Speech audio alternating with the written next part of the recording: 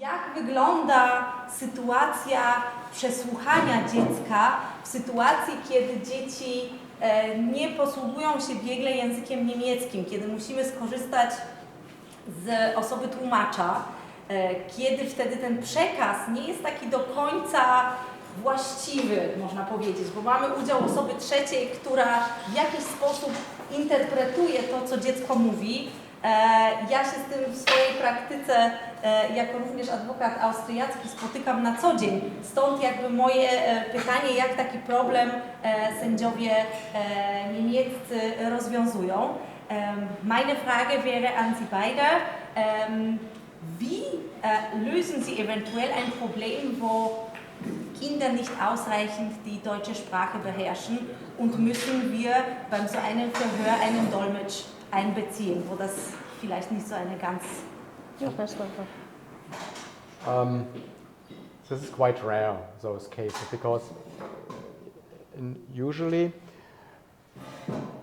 the jurisdiction of the courts are usually in all countries.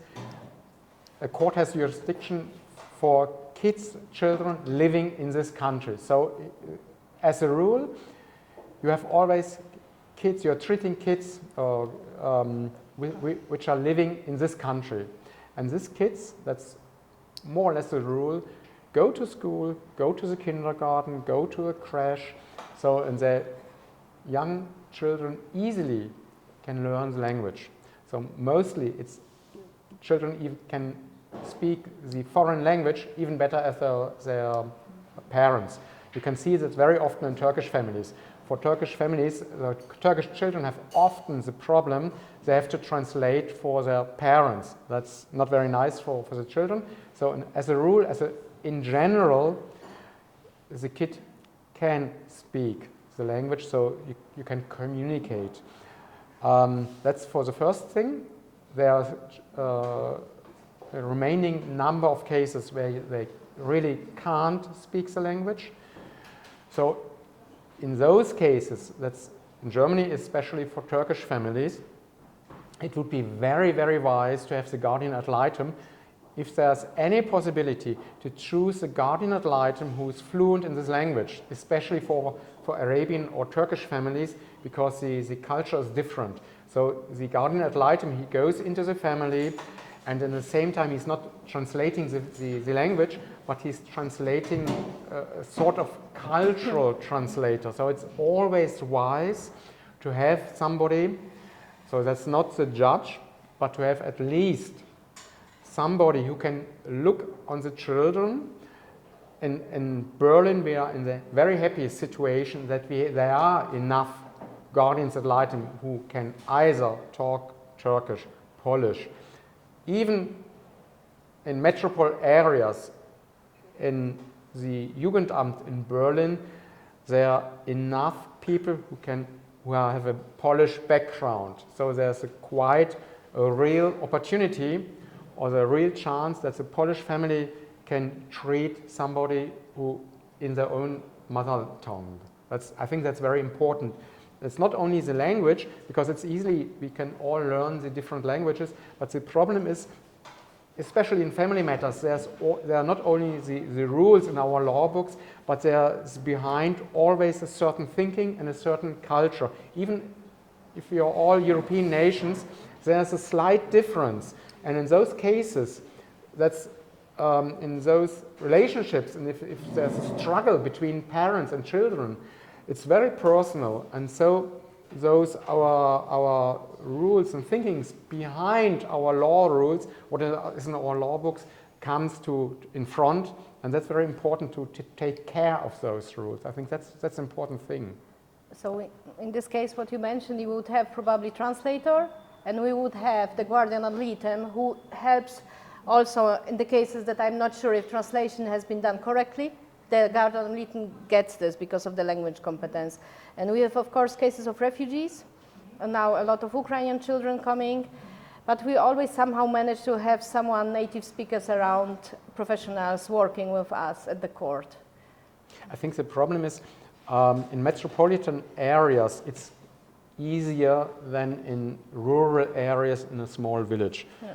I think we had in Germany there are 680 family courts, so they are rather small courts.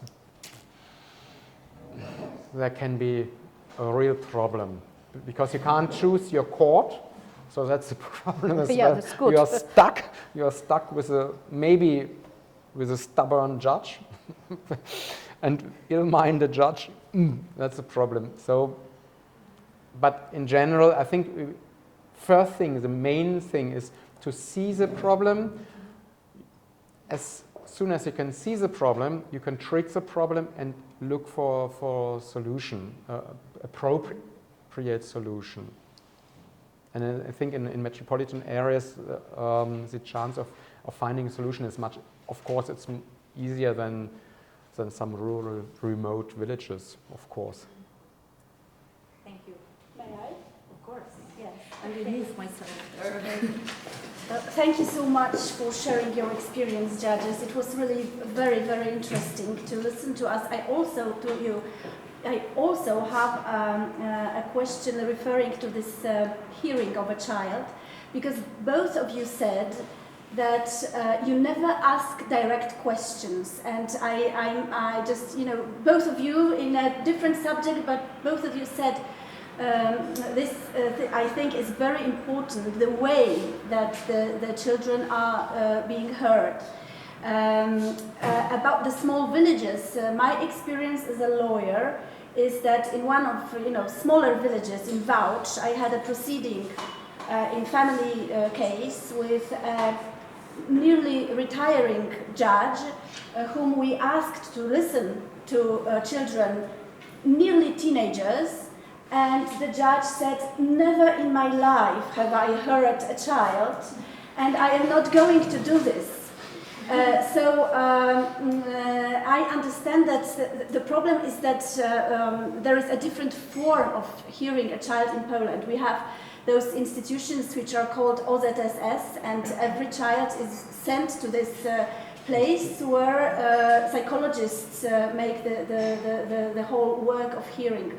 But what is really interesting for me is how you ask the questions. What is the essential method that you are applying? Is it something that you've learned at courses, or you have some psychological training you are being prepared with? Can you share this experience with us also? Now we've been for some last years, there's possibility of have this kind of psychologist training, which is coaching, which is very important to us, especially for young judges. And this is really wrong presumption when you have got your own children, you can hear the children. No, you can't, because your children are from another class, with another experience, and then you have the children really with traumatic past events. So you have to be trained. And actually what I've been trained is to let the child talk, to put the child in the situation that the child start talking to you. You never give the questions that direct or can end with yes or no, because you have no conversation. And always if you are asking one parent's person, you ask about another person's, because you want to have the balance. And this is the moment when you see also if the child has been manipulated or no, because if it's only one parent which is black and another is white, you see that something is wrong, something has been different. Yeah, so and we've been taught that it's not necessarily game situation, because the children are clever. They are here to us not to play games, but they are here because we want to talk to them. And if they are 3, 4, 5, they already know. And sometimes the 5 years old, they can be really amazingly well prepared and telling you exactly what they want. But I never ask directly. Yeah. Most important thing is to incite that you can get to a conversation, that you can start some sort of conversation. With younger kids it's more difficult, but at least you have an impression. But for older kids it's easier, and sometimes they state very clearly what they want, and after a couple of sentences, couple of minutes, they start talking about the family, about family life, relationship between of them to mother and father, about visitation, if there are any problems visiting the other parent, things like that. And that's the thing that it starts going on and develops a real conversation. That's the nicest thing and the best way. And then you get the most information. Sometimes it's randomly information. That's just a piece of information falls into your hands. That's very nice. But you will see there are other cases, but that's very rare. That I can remember there was a child who was crying all the time, a very small child. He don't want to go alone into the room and talk to 3 foreign person he never saw. And then we asked the mother that she can come with us and have the child on her knees. And then we try to have a little bit conversation, yeah, without so much results. But that it's the hearing of the child. It's an open question. It's just to have to try and talk to the child. If there's a conversation, that's nice and normally or in regular very rewarding. But if not, okay, try it next time, do it better. So just have a try. And also this has this purpose, what I was talking to my learned colleague here, dear colleague judges, that also the hearing of the child is because I want to see the child, if it has all teeth, if it's because a lot from the low class, you know, the children coming with 3, they already have problems, some with teeth, that they are coming to the court, but still the clothes are dirty. So I think, what the hell is this? So sometimes it's just a personal impression, to get personal impression of the child. And sometimes it's also funny because mother also says, no, the child never can go to the father, he's so very shy, and then it's coming inside the 6 years old, then he knows everything with the cars, whatever. And then also I think, wow, he's not that shy as the mother describes. So. Yeah. Yeah, but I think in my practice, children hearings are the best part of my work. That's the reason I always do, because I love it. And you see, that's very interesting. You see what either mother or father are reporting in their briefs to the court. You can see by the eyes of the child whether it's true or not. Yeah. And that's, you say, oh, quite interesting what you wrote there. Your child states just the opposite. Can you explain it? Yeah. Then there's nothing, no further explanations. So that's quite nice. That's the sort of controlling what the parents are stating during the procedure. So that's quite interesting. But that's not the main aim. You're not controlling the parents through the children, of course. Never, never, never. But sometimes there's a bit information on this side as well. Yeah.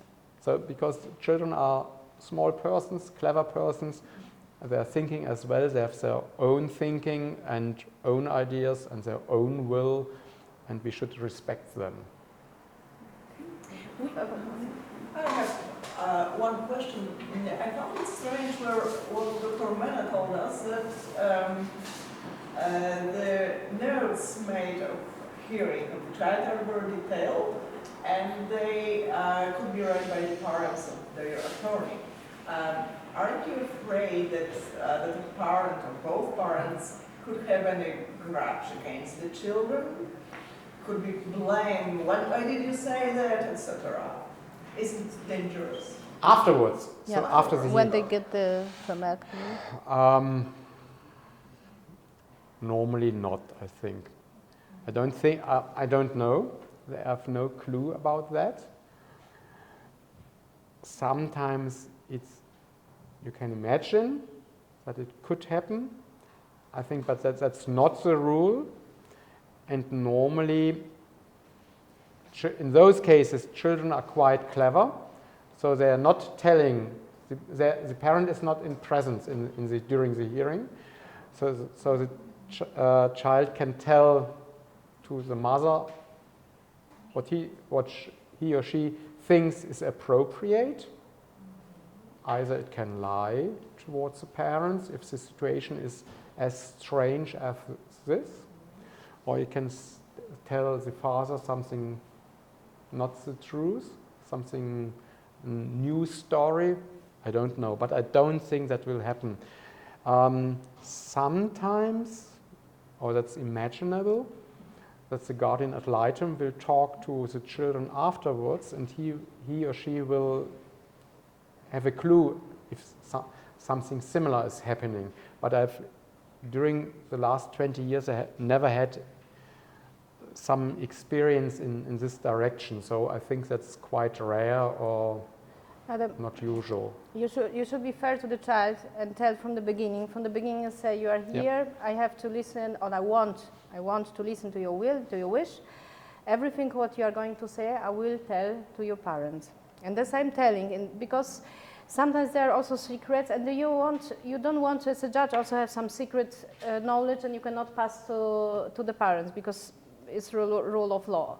So the children know this. That's the reason it's no game situation that I try to get some information on the occasion. No, the child should be aware, saying this, I will tell the parents. Sometimes the child, for example, my father, he doesn't like the dog, and he said, no, write that not always he doesn't like. So I write what they want me to write, and I give to the children what they want me to tell.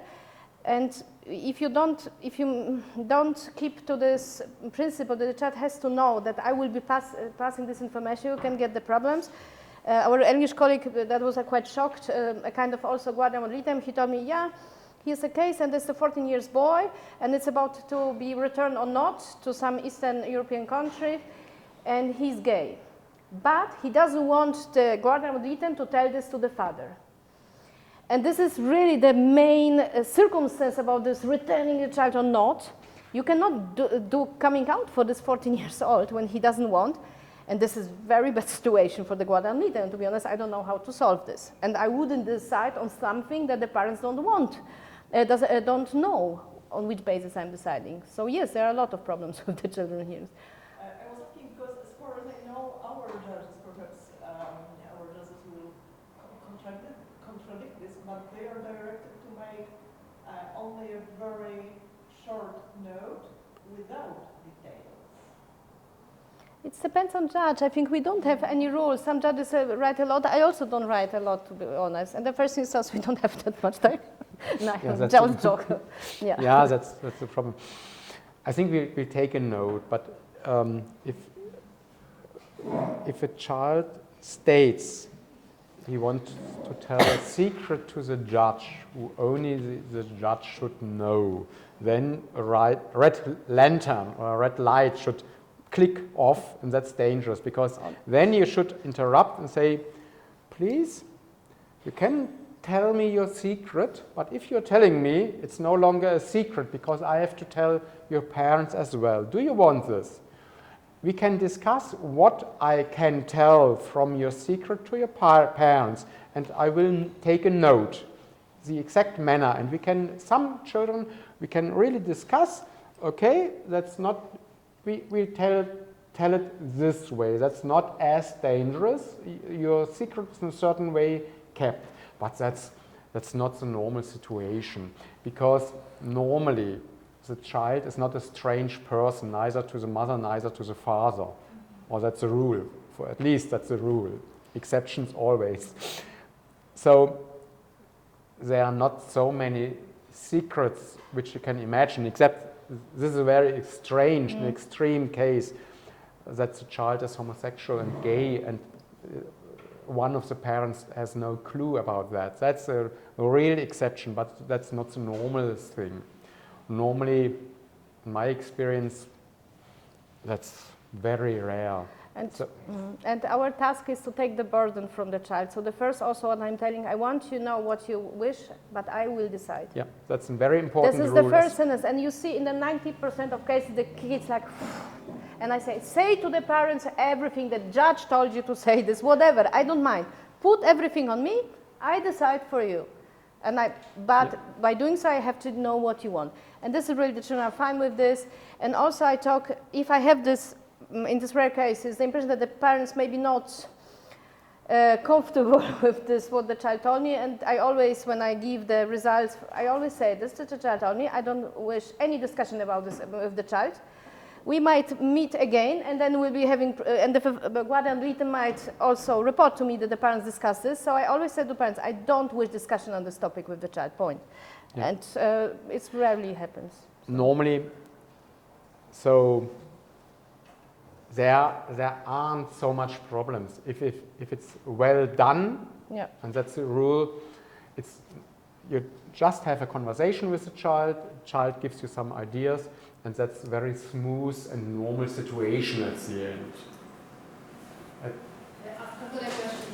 So what about if the kids, for example, doesn't cooperate with the judge? For example, how many times you can actually make meetings with the kids in order to just to get to know what exactly the kids wants, or however? It's most of the time- One meeting, and normally, in general, the kids do cooperate, but if they don't want to, okay, that's fine.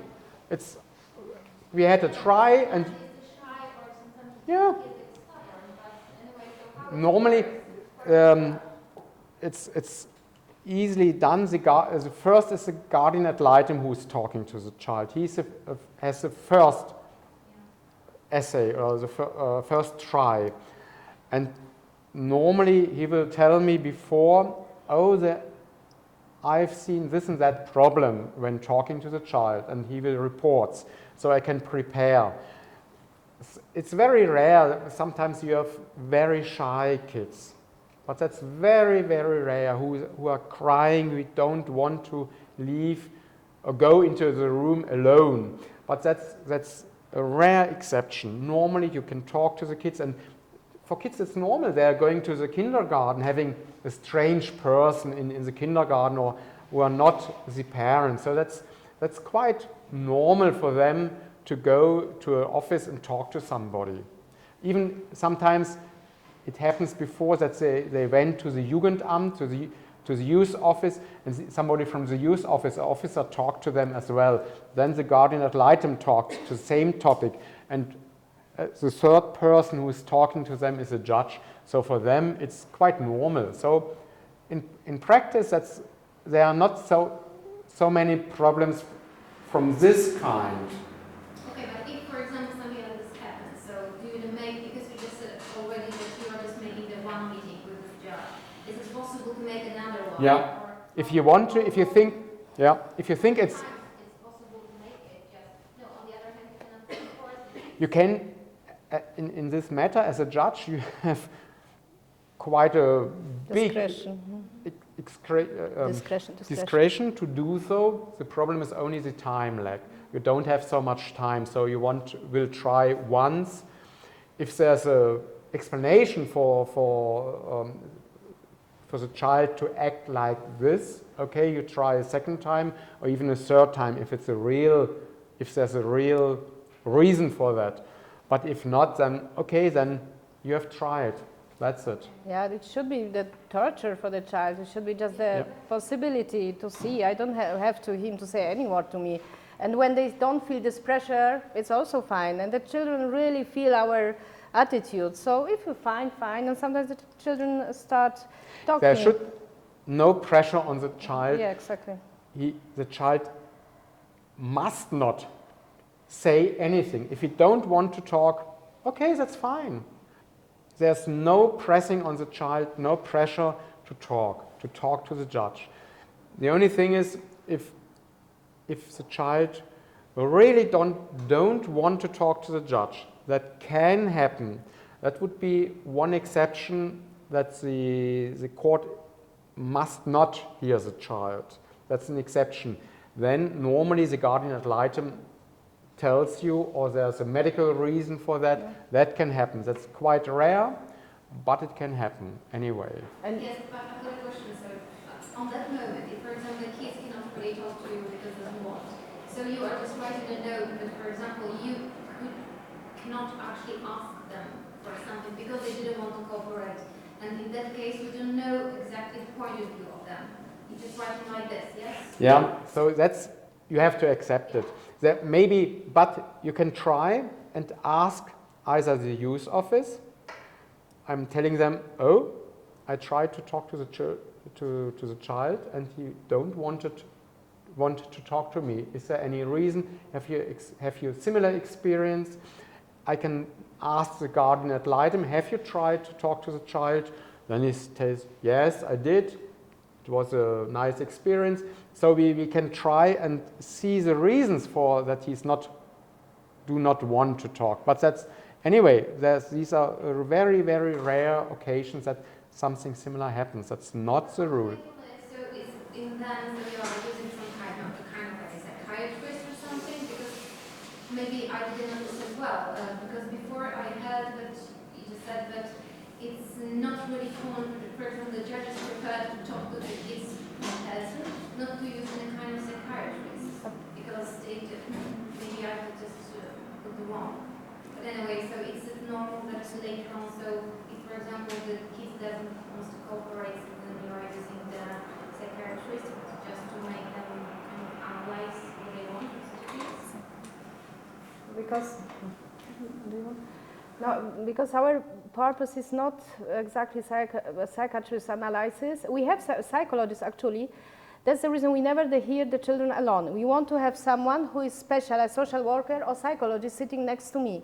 We don't do the evidence, expert evidence, and we are also trained to talk to the children. So this is not the problem, really. And this is rare cases.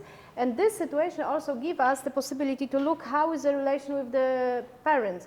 If the child cannot leave the mother, so this is some problem maybe with parental alienation. Maybe, of course, I'm not able to get this criterion because of the 5 minutes seeing the mother. But usually it confirms confirms your experience from reading the files. And I had, for example, the family of Nazis, and the children were really instructed not to talk to the state authorities, already with 6. So the girl was 6, the boy was 4, and he wanted to talk to me, and the girl said, shh, we don't talk to them. Okay. And this was clear to me, and I took this in my notice, and yeah, the children have been manipulated, obviously, and they're isolated, and yeah. So something like this can also happen. These are really extreme cases. Yeah. For a rule, in over 90% you can talk freely without embarrassment to the child, and it works quite well. There might happen some very strange situation because we are a family court, you never know what will happen. That's the whole life you have, but I think we will find some solution of some kind. That's our job at the very end. And maybe in such a situation, I would ask the parent or the lawyer of the parent, oh, can you please explain me? That's a very strange behavior of your child. Why? Why is your child behave like this? So maybe there's some explanation for that.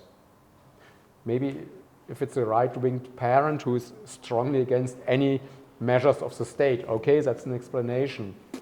Okay, then we will see. But that's not the rule. Happily. Okay,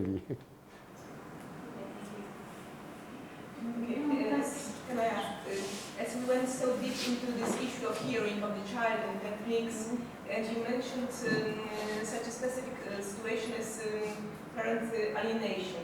Are you also taught to differentiate between the situation when the child is really alienated from the issue when there is violence and there are real reasons that the child doesn't want to go to the other parent?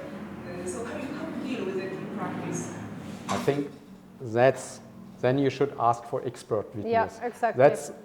That's no longer our ability. That's no longer a question of only question of law. So you have always, what we stated or we explained today, that for solving questions or for solving problems, we have the guardian ad litem, we have the youth office, we have the lawyers. But if there are real problems of the psychological nature, and that you mentioned that is one of the problems, then you should have expert advice, and then you should have an expert report.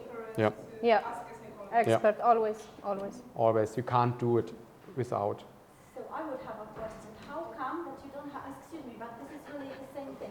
How come that you don't have psychological experts in Hague Convention cases when we always have alienation, violence, Yeah. and we never listen to. That's a real good thing. Maybe the Polish system in this point is much better than the German one. In Australia, I've been to an Australian court, and they've got the same thing, and in Switzerland as well. Or Holland, or Belgium. Yeah. Holland has very They good have, system. they have in some countries, there are mixed courts, a mixed panel of judges, which are not only jurists, the judges, but you have a psychologist as a judge as well. Or for instance, in Australia, they are doing quite very, very high input.